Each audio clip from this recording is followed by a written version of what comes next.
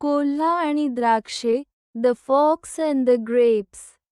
एकदा एक कोल्हा उन्हाळ्याच्या एका गरम दिवशी भटकत होता. चालता चालता त्याला एका वेलीवर लटकणाऱ्या रसाळ, पिकलेल्या द्राक्षांचा घट दिसला. कोल्ह्याच्या तोंडाला पाणी सुटले. त्याने त्या द्राक्षांचा घट मिळवायचा निर्धार केला. उड्या मारून तो द्राक्षांपर्यंत पोहोचण्याचा प्रयत्न करू लागला.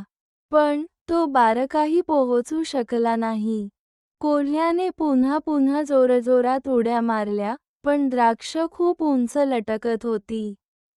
शेवटी तो दमून गेला आणि त्याला कळलं की द्राक्ष मिळणं अशक्य आहे.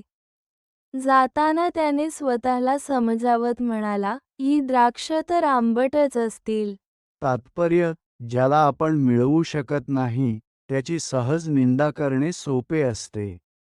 ही गोष्ट आपल्याला शिकवते की अपयश पचवताना आपण कधी-कधी वस्तुस्थिती बदलून दाखवतो.